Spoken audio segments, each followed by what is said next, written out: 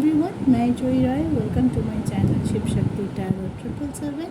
आज जो रीडिंग लेके आ गई हूँ वो है आपके पार्टनर की करंट लेवल पे क्या है एनर्जी उनकी करेंटली अभी इसी वक्त, वो हम देखेंगे।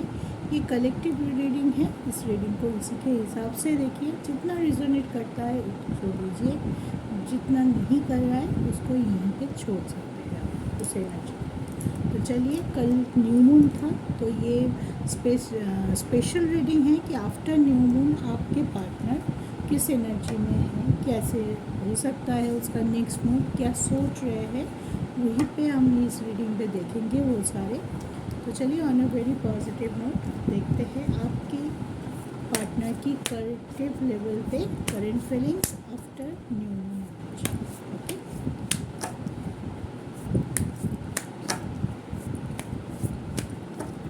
पहले मेजर आर्काना से देखेंगे, उसके बाद टैरो से भी क्लैरिफाई कर लेंगे।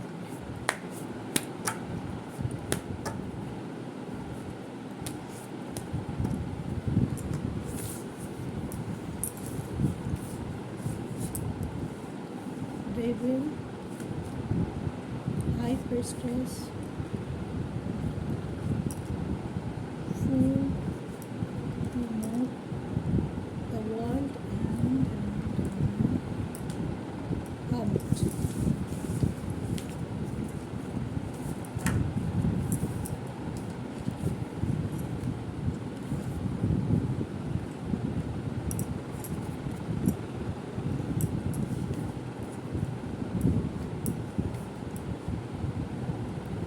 आफ्टर न्यू मून आपके पार्टनर की जो करेंट स्टकनेस है, जो चीज़ वो बहुत पहले से झेल रहा है या करेंटली कुछ ग्रो किया है उनके लाइफ में, जो नेगेटिव इफेक्ट डाल रहा है उनके ऊपर, वो चीज़ थोड़ा सा बढ़ सकता है।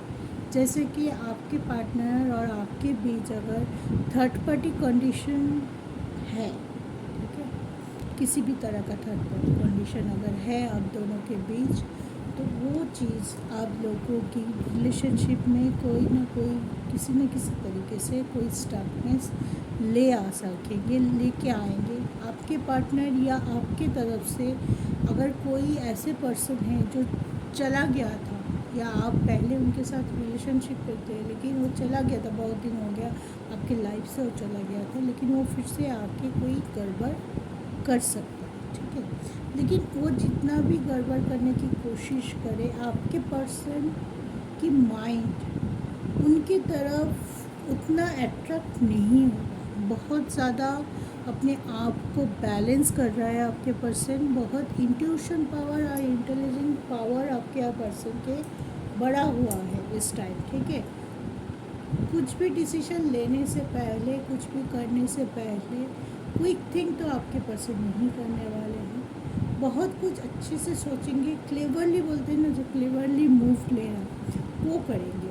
अगर कहीं पे भी कोई नया डिसीजन, नया मूव वो लेते हैं इसके बाद, तो वो मूव बहुत मापा हुआ सा होगा उसकी तरफ से, आपके पर्सन की तरफ से, और बहुत थॉटफुल मूव होगा। ये नहीं है कि मैंने सोच लिया, किसी ने कुछ बोल दिया, मैंने उनके प्रभाव में आके कुछ कर दिया, ऐसे नहीं है। हार्मिट है तो कुछ पॉजिटिव चेंज ज़रूर वो अपने आप पे क्रिएट कर रहा है, खुद सोच के, खुद के अंदर से जो नेगेटिविटी है, जो चीज़ उनके लिए सही नहीं है, या वो जानते हैं कि मेरा ऐसा एटीट्यूड सही नहीं है, इस एटीट्यूड के वजह से ही मुझे जो भी प्रॉब्लम हुआ था पास्ट में या अभी हो रहा है, उसका कारण ही मेरा ये है नेगेटिव एटीट्यूड है।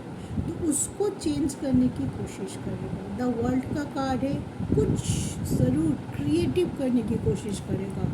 चेंज पॉजिटिव वे में, चेंज क्रिएटिव कुछ करने के लिए, चेंज कुछ नए तरीके से उस प्रॉब्लम के ऊपर रोशनी डालने का हो सकता है कि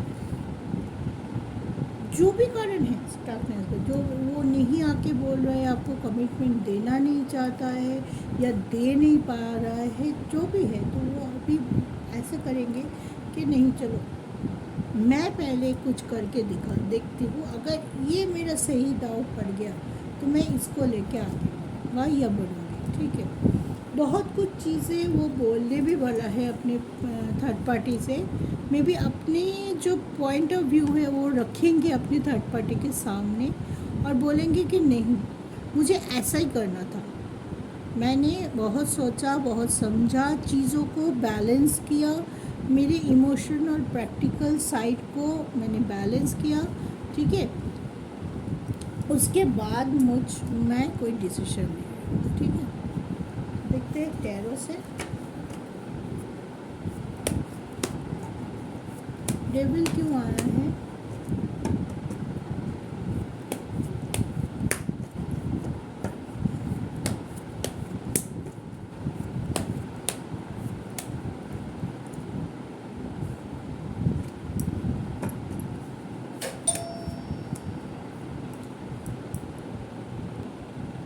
अपनी ग्रोथ पे बहुत फोकस है आपके पास से।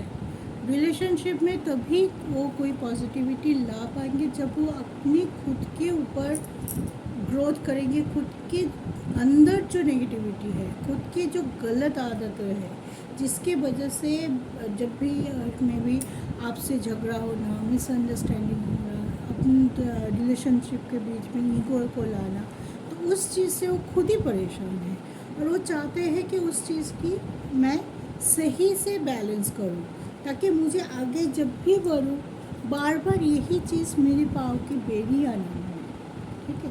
तो खुद पे फोकस है, खुद की फाइनेंशियल स्टेबिलिटी पे फोकस है, बहुत कुछ चीज़ें अपने आप पे मैनिफेस्ट कर रहा है। बहुत डिस्टर्ब इस वजह से भी है कि वो कुछ मैनिफेस्ट कर रहा है, थर्ड पार्टी उसको बहुत शायद उसके उल्टा करने पे मजबूर कर रहा है। तो इन दोनों के बीच पे वो फंसे हुए हैं। वो अपने आप को छुपा के मैनिफेस्ट कर रहे हैं। मे बी थर्ड पार्टी को वो बताना नहीं चाहते कि क्या है उनकी असली इंटेंशन, या क्या है उनकी अंदर की फीलिंग्स या एक्सप्रेशन क्या है इस रिलेशनशिप। थर्ड पार्टी जो बोल रहा है, मे बी वो ऊपर ऊपर ये भी दिखा सकता है कि हाँ मैं तुम्हारी बात मान रहा हूँ या तुम जो चाहते हो वही करूँ, लेकिन करने के लिए खुद को प्रिपेयर कर रहा है उसके उल्टा, जो उनके मन बोल रहा है, जो वो एक्चुअल में करना चाहते हैं। हाँ, थोड़ा हेवी हो सकता है इस टाइम उनकी एनर्जी, क्योंकि थर्ड पार्टी की जो मैनिपुलेशन या डोमिनेंसी है वो बहुत स्ट्रॉन्ग हो सकता है इस टाइम, ठीक है। चेंज तभी आता है, चेंज कोई भी पॉजिटिव चेंज आने से पहले नेगेटिविटी या एनर्जी बहुत हेवी होता है, बहुत जूझना पड़ता है, बहुत बोलते हैं ना तूफान आता है फिर आसमान साफ हो जाता है। तो कोई भी बड़ा चेंज, बड़ा डिसीजन जब भी आप देखो कि आपके लाइफ में कोई अच्छा डिसीजन जब आप लेने जाओ, या आपको लग रहा है कि बहुत मुश्किल है मेरे लिए डिसीजन, उस टाइम देखना आप फील करोगे कि बहुत ज़्यादा हैवी है एनर्जी। मुझे या तो कुछ समझ में नहीं आ रहा है, या तो मैं कंफ्यूज हूँ, या तो मुझसे हो ही नहीं रहा है, मेरे पे वो स्ट्रेंथ ही नहीं है कि मैं ये डिसीजन ले पाऊँ। लेकिन जैसे तैसे हम कोई ना कोई टाइम पे एक ऐसा डिसीजन लेते हैं जो हमारी ग्रोथ को एनहांस कर देता है, जो हमारी विश फुलफिलमेंट की तरफ हमें हाथ पकड़ के ले जाता है। और जब हमारी वो विश फुलफिलमेंट हो जाता है, तब आपको रिलैक्सेशन फील होता है कि हाँ, इतने तूफ़ान के बाद मैं सही से किनारे पहुंच गया। तो मुझे लगता है आपकी पर्सन अभी इसी जद्दोजहद पे है कि अब मुझे वो टाइम आ गया है जब मैं ये सारे नेगेटिविटी को काट करके मेरा डिसीजन इन लोगों को बता पाऊँगा। बहुत ज़्यादा फाइटिंग मोड ऑन है, घर वालों से, थर्ड पार्टी से, कोई थर्ड पर्सन भी हो सकता है, ठीक है, उससे बहुत ज़्यादा कॉन्फ्लिक्ट हो रहा है, बात बात में झगड़ा होना, इशू क्रिएट होना, रोना धोना, इमोशनल ब्लैकमेल, सब कुछ चल रहा है आपके पार्टनर के लाइफ में। बहुत ज़ोर ज़बरदस्ती से उनको आपकी तरफ से में भी खींच के उल्टे लेके जाने की कोशिश चल रहा है, और इसी में फंसा हुआ है बेचारा या बेचारी आपके पर्सन।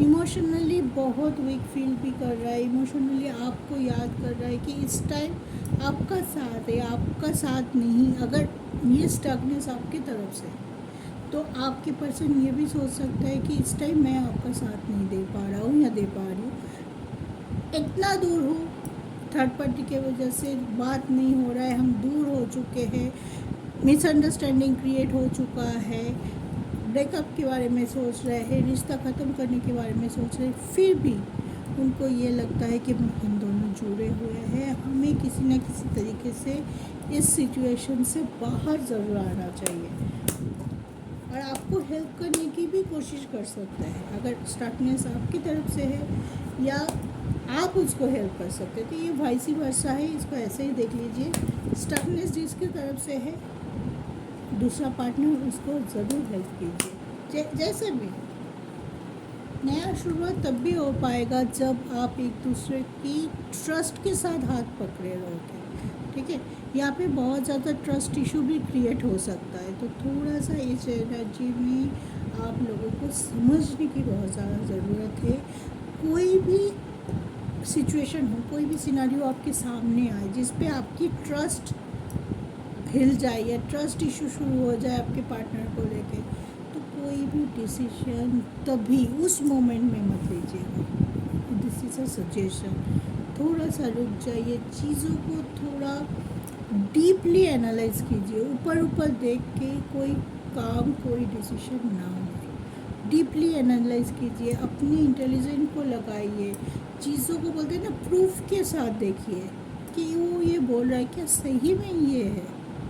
ये जो सही यस नो का आंसर आपको खुद को ढूंढना पड़ेगा, ठीक है। बहुत लोगों के लिए ट्रिगर हो रहा है, आप दोनों की रिश्ता इक्वली ट्रिगर हो रहा है by third party this time. तो थर्ड पार्टी से बच के रहिए, थर्ड पार्टी के मैनिपुलेशन डोमिनेंसी से बच के रहिए। देखिए थर्ड पार्टी ग्रो कर रहा है और आप क्यों ग्रो कर रहे जानते हैं?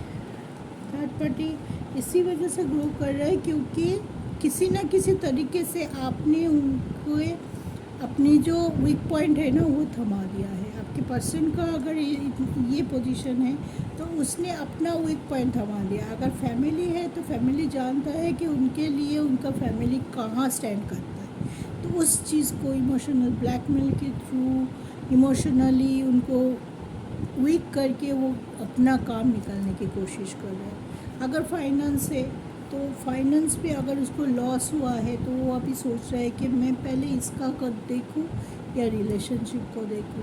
अगर कोई थर्ड पर्सन है तो वो भी उनको अपने रिश्ते की, अपनी रिस्पॉन्सिबिलिटी की याद दिला के उनको वीक करने की कोशिश कर रहे हैं, ताकि क्योंकि थर्ड पार्टी ये समझ चुका है कि ये पर्सन अभी नहीं रुकने वाला, अभी कोई ना कोई उनके खिलाफ कोई ना कोई एक्शन ज़रूर लेने वाला है।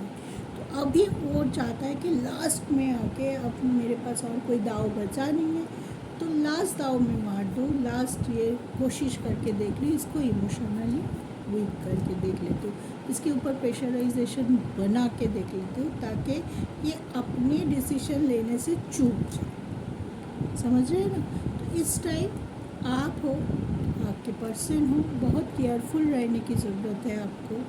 बहुत माइंड खुला रखिए, अपने आँख नाक कान खोल के सिचुएशन को परखिए कि एक्चुअल में क्या हो रहा है। आपको उत्तर देने की ज़रूरत नहीं है, आपको कुछ समझाने की, किसी को क्लैरिटी देने की ज़रूरत नहीं है। अगर कोई मांग भी रहा है, सिर्फ अब शांत होकर सिचुएशन को समझिए, एनालाइज कीजिए दिस टाइम, और उसके बाद बहुत सोचा। अगर आपको इस टाइम कोई डिसीजन लेना भी है तो इस टाइम आप बहुत सोच समझ के डिसीजन लीजिएगा, ठीक है। किसी के बात सुन के तो बिल्कुल डिसीजन मत लीजिएगा। डिसीजन आपका होना चाहिए, जो डिसीजन आपके अंदर आपकी आवाज़ से आ रही है, जो आपकी इनर वॉइस आपको इंडिकेट कर रहा है या डायरेक्शन दे रहा है कि ये सही है, तो अपनी मन की बात सुनिए और दिमाग से एनालाइज कीजिए, फिर मन की बात सुनिए, फिर आप कोई डिसीजन लीजिए, ठीक है। अगर आपके पर्सन के साथ आप कांटेक्ट में हैं तो उनको समझा सकते हैं, उनको आप थोड़ा मोरल सपोर्ट दे सकते हैं, थोड़ा समझा के उनकी हालत को खुद समझते हुए उनकी हेल्प कर सकते हैं, ठीक है। तो इस टाइम एक दूसरे का साथ ना छोड़िए, ट्रस्ट को बना रखिए अपने ऊपर, अपने पर्सन के ऊपर और यूनिवर्स के ऊपर। विश को मैनिफेस्ट कीजिए, पॉजिटिव रहिए, ग्रैटिट्यूड शो कीजिए और अपनी इंटेलिजेंट और इंट्यूशन पावर पे भरोसा रखिए, ठीक है। तो आज के लिए इतना ही है।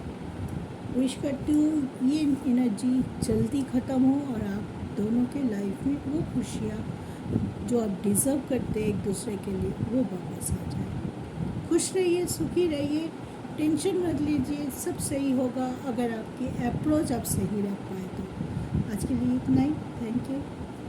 जय शिव।